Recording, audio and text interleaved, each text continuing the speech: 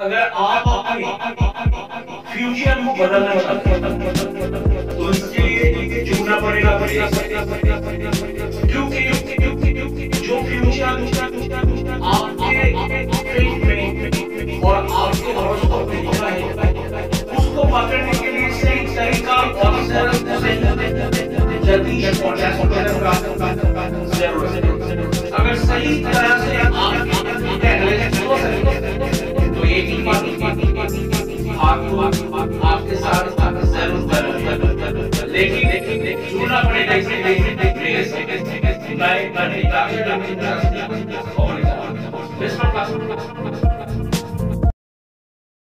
नमस्कार, मैं पंडित आचार्य मिठुन शास्त्री ओखरी तारापीरा।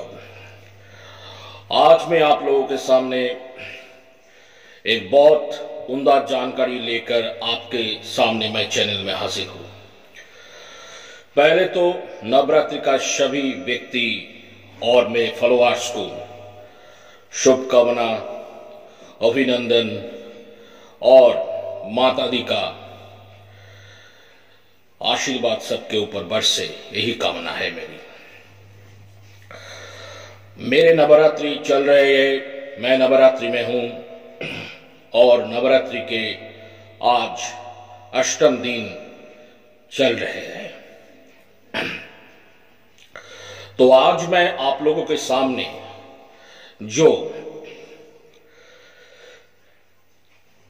एक कुंडली का एक दोष लेकर और एक बहुत उम्दा जानकारी लेकर आपके सामने हाजिर हूं, वो है नाग दोष। नाग दोष जो वेदों में भी आता है और नाग दोष को लेकर बहुत भ्रांतियां भी है। काल सर्प दोष और नाग दोष दोनों अलग चीज है। नाग दोष को जैसे 2, 5 खाना नंबर 2, 5, 7, 8, 9 और 12 में अगर राहु केतु का एस्पेक्ट या राहु केतु का पॉजिटिव या कुंडली में किसी दूरधरा योग या जो बैड कॉम्बिनेशन होते हैं, अगर जैसे सूर्य शनि, सूर्य राहु, शनि राहु, चंद्र राहु, इस तरह की कोई योग अगर आपके कुंडली में, मंगल राहु, इस तरह की योग अगर आपकी कुंडली में दिखाई दे इन भावों में, तो नाग दोष बनता है। स्पेशली पंचम भाव को इससे देखना पड़ता है और नवम भाव को, क्योंकि पंचम भाव के स्वामी अगर राहु केतु के एक्सिस में और राहु केतु के एस्पेक्ट में और राहु केतु के साथ बैठ गए तो नाग दोष बनता है। ये पूर्व जन्म से ये निर्धारित है और इस जन्म में इसके परिणाम आपको भोगना पड़ेगा। यही है नाग दोष के डेफिनेशन। पहले तो ये बात सोचो कि जब भी कोई क्लाइंट मेरे पास आता है ऑनलाइन सर्विस से या चेंबर सर्विस से, सभी लोग के एक ही तो ख्वाहिश होता है कि हम पीस में रहें। We want to lead the peaceful life. If you seek, if you intend to get the peaceful life in your life, and if it is found the lack of peace in your life, so no one is responsible for this, only you are the responsible. Your karma is responsible. Your deed is responsible for that, for surviving such type of under pressure. क्यों हम लोग बहुत दुखों की और दर्द भरी जिंदगी बिताते हैं? इसके जिम्मेदार कौन है? इसके जिम्मेदार हम हैं, क्योंकि हमारे कर्म हमको इस मौकाम पर लेकर आते हैं। तो जो भी क्लाइंट मेरे पास आते हैं, मैं तो सिर्फ एक बात कह देता हूं उसको पहले कि देखो, मैं कर्म की रास्ता तुमको दिखाऊंगा और कर्म से जुड़ी हुई बातें तुम्हें बताऊंगा और उसके लिए, उसके निवारण के लिए जो है वो तुमको करना पड़ेगा। ये तुम्हारा खुद का मामला है। देखो, जब जहां पर आग लग जाती है, जब फायर ब्रिगेड के गाड़ी वहां पर आते हैं, उस आग को बुझाने के लिए, जैसे एस्ट्रोलॉजर किसी क्लाइंट के अंदर की शांति को लाने के लिए कोशिश करते हैं, तब वो फायर ब्रिगेड आकर जब आग बुझाते हैं तो जब जो चीज वहां पर जल गए उसको क्या वापस ले आ सकते हैं? कभी नहीं। इसी तरह एस्ट्रोलॉजर जो प्रकृति एस्ट्रोलॉजर है और ओरिजिनल एस्ट्रोलॉजर है, वो कोई माल बेचने के लिए तैयार नहीं है। वो किसी भी वक्त किसी को ठुकरा दे सकते हैं कि अब मैं तुमको नहीं दूंगा। मैं बहुत से क्लाइंट को ये करता हूं, मैं मेरे चैम्बर से बाहर कर देता हूं, ऑनलाइन सर्विस लेने से भी इनकार कर देता हूं। अगर उसका प्रश्न, अगर उसका जायज कोई प्रश्न नहीं है, अगर वो खुद का कमिटमेंट करके मेरे पास नहीं आया, तो मैं उसका कुंडली एनालिसिस नहीं करता। तुमको भुगतना ही पड़ेगा जो तुमने कर्म किया है पिछले और इस जन्म में। क्योंकि देखो, एक छोटा बच्चा के भी बहुत खतरनाक बीमारी होते हैं, क्यों भोगते हैं? अगर इसका कुंडली का एनालिसिस कर दिया जाए और करा जाए तो देखो उसकी कुंडली में कुछ ना कुछ बाल्य दोष जरूर निकल कर आएगी। एस्ट्रोलॉजर वो नहीं होता है, तंत्र गुरु वो नहीं होता है जब भी तुम उसके पास बुरे कर्म को लेकर चले जाओ और तब भी वो तुम्हारे माथे पर हाथ रख दे और तुम्हारे बुरे कर्म में भैनिश, तुम्हारा मुक्ति नहीं। उस तरह से ये सब होता नहीं। तुमको कर्म बदलना पड़ेगा, तुमको अच्छी कर्म की ओर जाना पड़ेगा।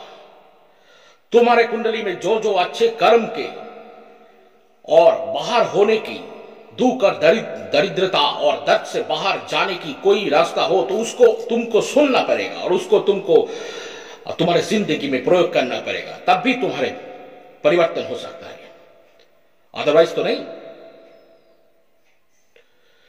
You are going through divorce, तुम डाइवोर्स में हो। क्यों हो? देखो, तुम्हारा सप्तम घर में कोई एफ्लिक्टेड जरूर है। क्यों है? क्यों दिया है? इसके लिए जांचना मेरा धर्म, मैं तुम्हें बताऊंगा और तुमको सटीक उपाय से और सटीक तरह से मैं तुमको समझाऊंगा। लेकिन अगर तुम समझ नहीं पाओगे और खुद का कर्म, जो बुरे कर्म, जो तुम्हारे कर्म तुम्हारे पीछे दौड़ रहा है, जिसके कारण तुम दुख दरिद्रता दर्द से गुजर रही हो, अगर उसको हटाना चाहते हो तो तुमको सुनना पड़ेगा ओरिजिनल एस्ट्रोलॉजर से, ओरिजिनल ज्ञान प्राप्त करना पड़ेगा। उसके लिए क्या क्या निदान है उसको सुनना पड़ेगा। कोई नोक अंगूठी डाल लिया, हाथों में कुछ पहन लिया, उससे हो जाएगा? नहीं, वो विश्वास है, वो उसका जस्ट चार्ज है। जैसे मैंने तुमको कहा है कि फायर ब्रिगेड आने पर जो चीज जल गया, जल के भस्म हो गया, उसको वापस नहीं ला सकते, लेकिन उसको आग को बुझा सकते हैं। इसी तरह एस्ट्रोलॉजर भी जो दुख भरी जिंदगी तुम बिता रही हो उसमें थोड़ा बहुत राहत दे सकता है, लेकिन जो भस्म हो गया उसको लेकर तुमको दे नहीं सकता। इसको समझना पड़ेगा तुमको।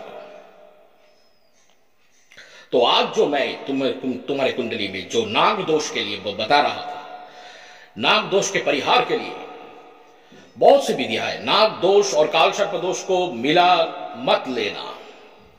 नाग दोष वेदों में रहते हैं, वेदों में भाषा, वेदों की भाषा है। नाग दोष का परिहार करने के लिए नाग दोष परिहार पूजा भी होता है, लेकिन उससे भी कर्म और भाव बनता है। तो नाग दोष के लिए तुमको नागों के प्रति सम्मान, भक्ति, श्रद्धा रखना पड़ेगा। और तो और कि इस नाग दोष को परिहार करने के लिए तुमको तुम्हारे जीवन में गरीबों की सहायता करना पड़ेगा।